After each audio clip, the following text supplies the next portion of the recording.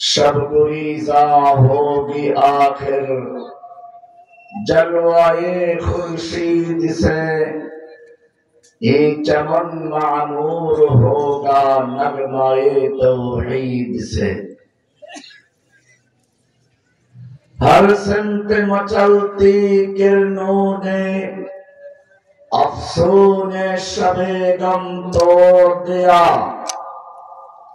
अब जाग उठे हैं दीवाने, दुनिया को जगा कर दम लेंगे। सोचा है कफील अब कुछ भी हो, हर हाल में अपना हक लेंगे।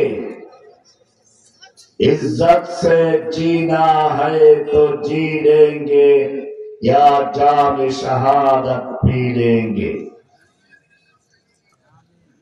और तो 17 नवंबर 2025 रोज सोमवार চাঁপাইনবাবগঞ্জের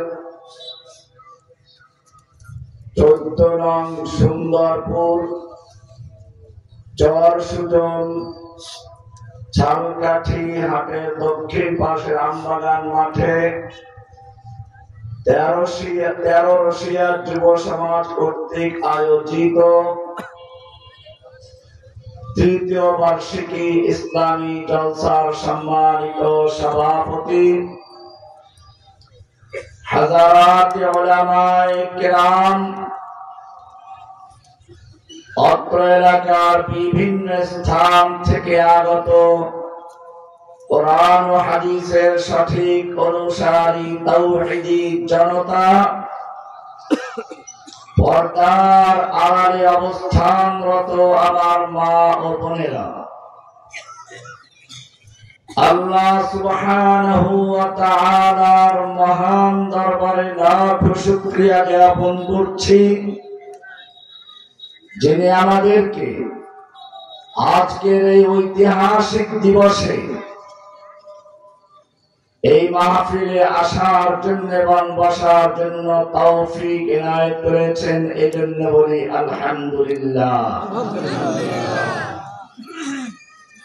আজকের দিনটি বাংলাদেশের জন্য ঐতিহাসিক। এর কারণ হচ্ছে যুগে যুগে মানুষকে 3 শ্রেণীর লোকেরা নিজেদের গোলাম, নিজেদের দাস বানিয়ে নিজেদের দাসত্বে পরিণত করত। আল্লাহ সুবহানাহু ওয়া তাআলা তাদেরকে কিছুদিনের জন্য ঢিল দেন এবং তারপরে পাকড়াও করেন।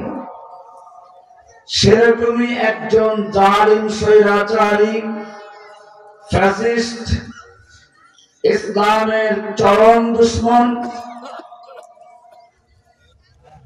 একটা জালিম শাহীর আজকে ফাঁসির রায় হয়েছে।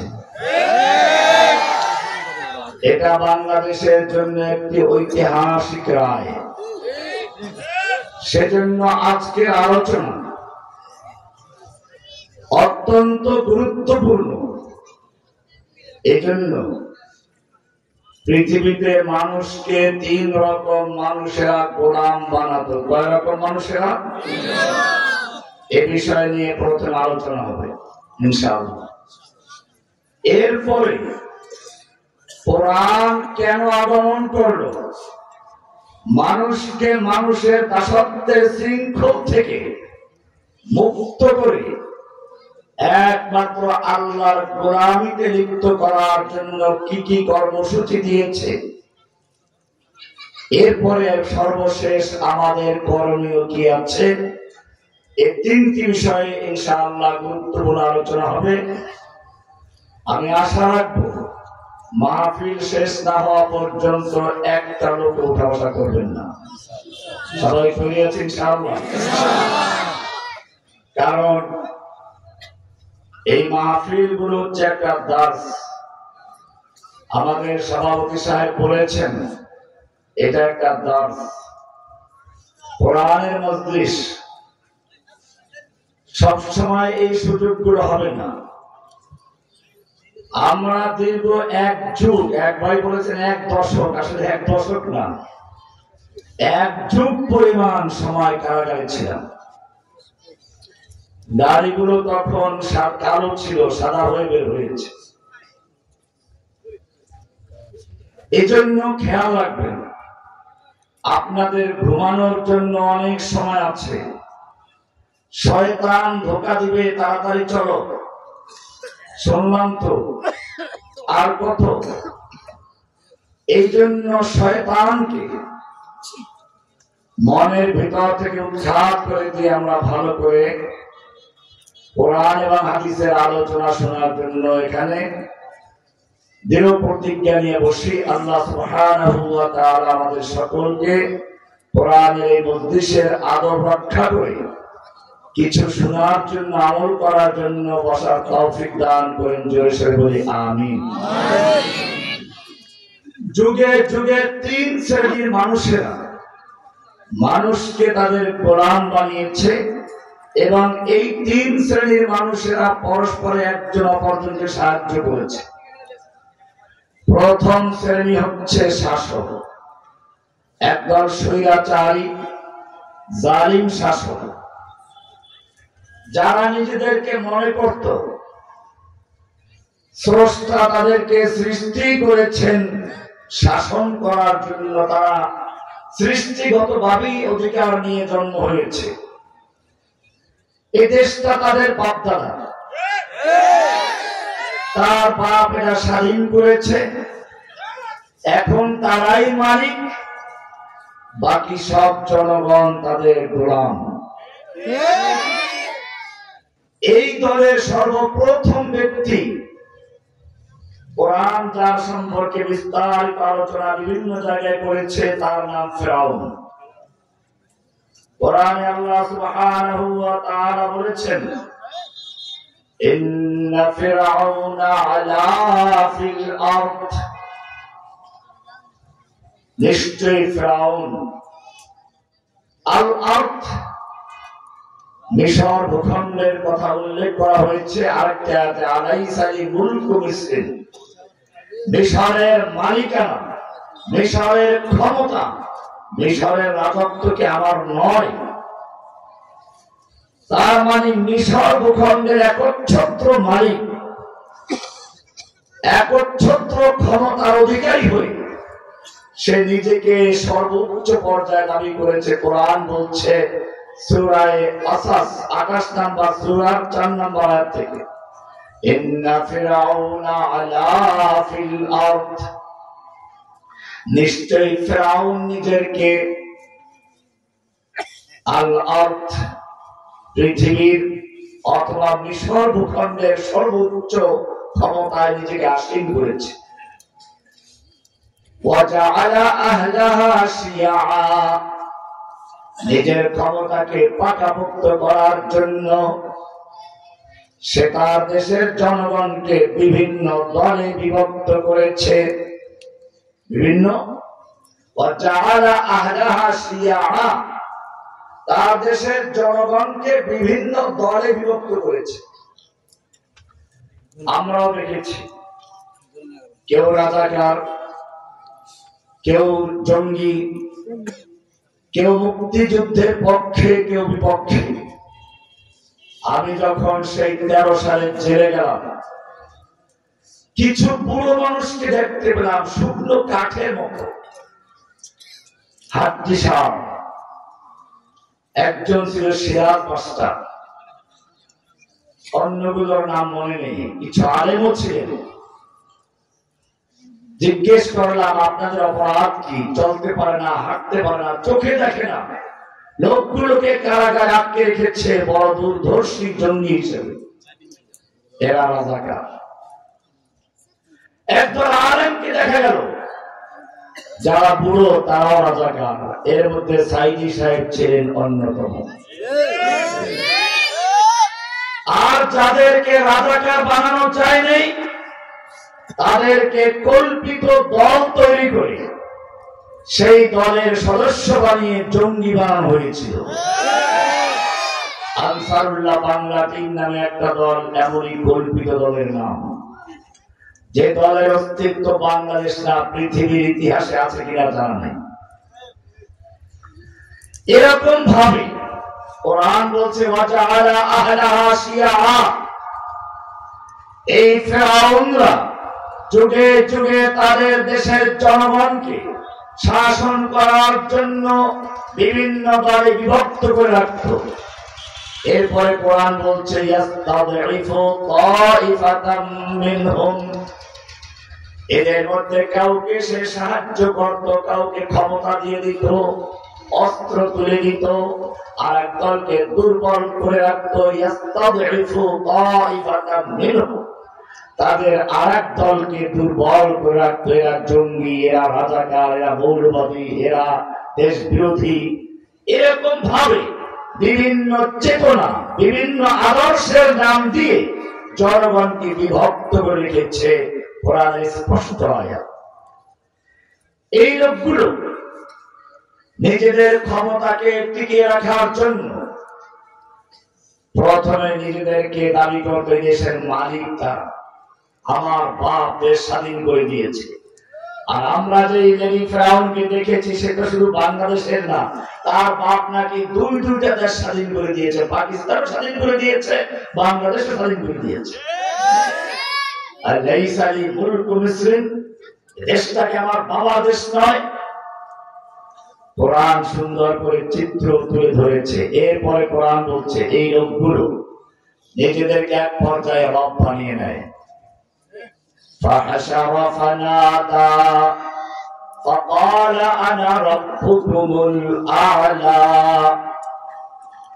মুসা আলাইহিস সালাতু ওয়াস সালাম যখন এই ফিরআউনকে গিয়ে রবের প্রতি ঈমান আনার জন্য দাওয়াত দিলেন, তখন ফিরআউন কি বলল? ফাহাশারা, সে তার দেশের জনগণকে একটা বড় মাঠে জড়ো করলো। ফানাদা, এরপরে ঘোষণা করলো আনা রাব্বুকুমুল আ'লা, আমি তোমাদের প্রধান রব। কি দাবি করেছে? রব। রব মানে কি? এমনি রব মানে প্রতিপালক, যে একজনে বললেন এটাই শেখানো হয়েছে। রবের কি এই অর্থ? আজকে আমি এই বিষয়ে আলোচনা করবো না, যেহেতু গুরুত্বপূর্ণ আলোচনা আছে, তবু যেহেতু একজনের প্রতিপালক করে ফেলেছে এই জিনিসটা একটু ক্লিয়ার করা দরকার। রব মানে খালি প্রতিপালক না। আমরা রবের ব্যাখ্যা পাই পবিত্র কোরআনে সূরা তাহা 50 নম্বর আয়াতে।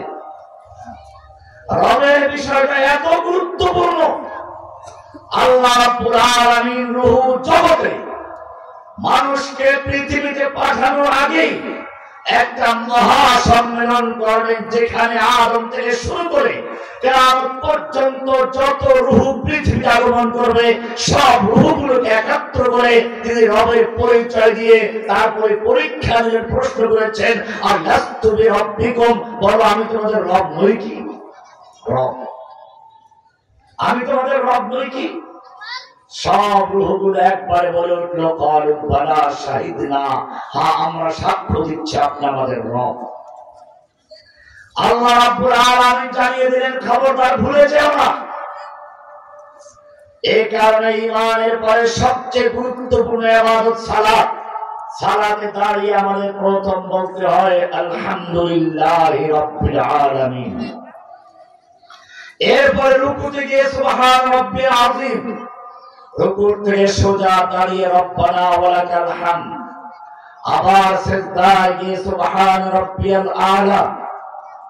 শুধু এ পর্যন্তই না, দুনিয়াতে আসার আগে রবের স্বীকৃতি, দুনিয়াতে আসার পরে দাঁড়ানো অবস্থায় রব, রুকুতে গিয়ে রব, সিজদায় গিয়ে রব। আল্লাহ রাব্বুল আলামিন জানিয়ে দিচ্ছেন এরপরে তোমার আখিরাতের প্রথম ঘাঁটি কবর, সেখানে তিনটা প্রশ্নের প্রথম প্রশ্ন মান রব্বুকা, কে তোমার রব ছিল ভালো করে বলো। এই জন্য রবকে জানা দরকার আছে না? রব। মুসা আলাইহিস সালাম ফিরআউনকে রবের দাওয়াত দিলেন। ফিরআউন বলল ফামার রব্বুকুমা ইয়া মুসা, এই মুসা তুমি কি তোর লালন পালন আমিই করেছি? ওই যে আমরা প্রতিপালক বলি, এটা ফিরআউন বলছে। সেজন্য বলল রব মানে তো যে পালে, তো আমি তোমাকে লালন পালন করেছি, তোমার রবটা আবার কে? মূসা আলাইহিস সালাম তখন ফেরাউনকে যে উত্তরটা দিয়েছিলেন সেখানে রবের পরিচয় আছে। আল্লাহ রাব্বুল আলামিন জানিয়ে দিলেন রব মানে খালি প্রতিপালক নন। আলা রাব্বুনাল্লাযী আ'তা কুল্লা শাইইন খালকাহু সুম্মা হাদা। ও ফেরাউন, আমি যে রবের দাওয়াত দেই সেই রব তোর মতো দুর্বল রব নয়। কোটি কোটি বছর পর্যন্ত চলে গেছে পৃথিবীর ইতিহাসে, তোর কোন নাম গন্ধ ছিল না, অস্তিত্ব ছিল না। আল্লাহ লাম ইয়াকুন শাইআম মাযকুরা, তোর কোন অস্তিত্বই ছিল না, আলোচ্য কোন বিষয় ছিল না। এরপরে দুনিয়াতে আগমন করলি, মায়ের পেটে যখন ঢুকেছ তখন মা টের পায় নাই। কয়েকদিন পরে বমি বমি ভাব, ডাক্তারের কাছে গেল, ডাক্তার বললো হাত কেউ একজন এসেছে। এরপরে শিশু, এরপরে যুবক, এরপরে বুড়ো, এরপরে কবর। এইরকম দুর্বল কোন রবের দাওয়াত আমি দিচ্ছি না, আমি যে রবের দাওয়াত দিচ্ছি তার পরিচয়টুকু জেনে নাও। কালা রাব্বুনাল্লাযী আ'তা কুল্লা শাইইন খালকাহু সুম্মা হাদা। ও ফিরআউন, আমি যে রবের দাওয়াত দেই সেই রব হচ্ছেন তিনি যিনি আ'তা কুল্লা শাইইন খালকাহু, সমস্ত মাখলুকাতকে সৃজন দান করেন, সৃষ্টি করেছেন। এরপরে সুম্মা হাদা, এরপরে যখন যা প্রয়োজন সবকিছু নিজের পক্ষ থেকে বিনা দরখাস্তে বিনা আবেদনে পথ দেখিয়ে দেন, ব্যবস্থা করে দেন। এই সব কিছু যিনি করেন তার নাম কি? একটু বিস্তারিত আলোচনা না করলে এটা ক্লিয়ার হবে না। যেহেতু এক ভাই বলে ফেলছেন, আমার আলোচ্য বিষয় অন্যটা, আপনাকে ধৈর্য ধরবেন। আমি একটু এটা উদাহরণ দিয়ে বুঝাচ্ছি। আমরা যখন মায়ের পেটে ছিলাম তখন আমাদের যখন বডি তৈরি হলো, রুহ তৈরি হয়ে গেল, ক্ষুধা লাগলো, খাবারের প্রয়োজন হলো। মায়ের পেটে খাবার দেওয়ার জন্য দুনিয়ার কোন খাদ্য মন্ত্রী, কোন বিজ্ঞানী পক্ষ সম্ভব ছিল না। আল্লাহ রাব্বুল আলামিন যিনি আমাদের সৃষ্টি করেছেন, নিজের পক্ষ থেকে বুঝে শুনে মায়ের মাসিক ঋতুস্রাবকে বন্ধ করে দিয়ে নাভির সঙ্গে সংযোগ দিয়ে ওই মায়ের পেটের ভিতরে খাবারের বন্দোবস্ত করেছেন, তিনি হচ্ছেন আমার রব। আলা রাব্বুনাল্লাযী আ'তা কুল্লা শাইইন খালকাহু সুম্মা হাদা। ও ফিরআউন, আরো শুনতে থাকো। তুমি যখন দুনিয়ায় ভূমিষ্ঠ হবে, দুনিয়ায় আসার পরেও তোমার খাবারের প্রয়োজন হবে। ঠান্ডা খেলে সর্দি লাগবে, গরম খেলে মুখটা পুড়ে যাবে, শক্ত হলে গলায় আটকে যাবে। আল্লাহ রাব্বুল আলামিন তোমার পৃথিবীতে যাওয়ার আগেই তোমার মায়ের বুকের ভিতরে একটা শাল দুধের ব্যবস্থা করেছেন। শাল দুধ, হলুদ বর্ণের গাঢ় দুধ। আগের যুগের মেয়ে লোকরা বলতো এটা পান করে ধনুষ্টঙ্কার হয়, চিপড়ে ফেলে দিয়ে তারপরে দুধ খাওয়াইতো। এখন দেখবেন সব হাসপাতাল লেখা আছে বাচ্চা ভূমিষ্ঠ হওয়ার সঙ্গে সঙ্গে মায়ের বুকের শাল দুধ পান করতে দিন।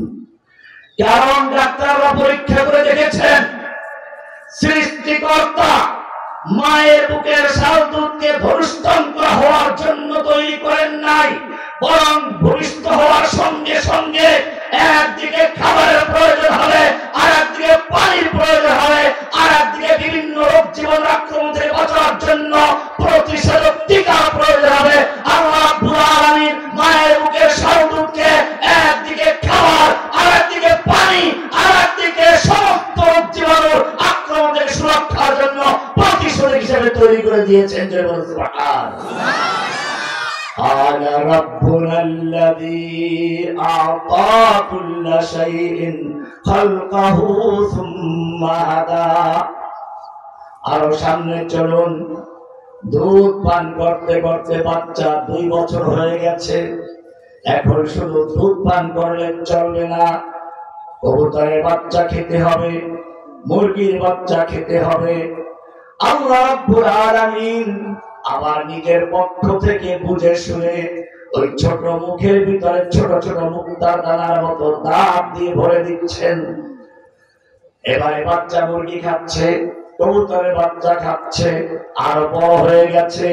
এখন তাকে গরুর হাড্ডি চাবাতে হবে, খাসির মাথা খেতে হবে। আল্লাহ রাব্বুল আলামিন নিজের থেকে বুঝে শুনে ছোট বিলাস ছোট দাঁতগুলো ভেঙে দিয়ে এবার এক একটা করে বড় বড় দাঁত দিয়ে মুখটা ভরে দিয়েছেন। কে দিচ্ছেন? আল্লাহ।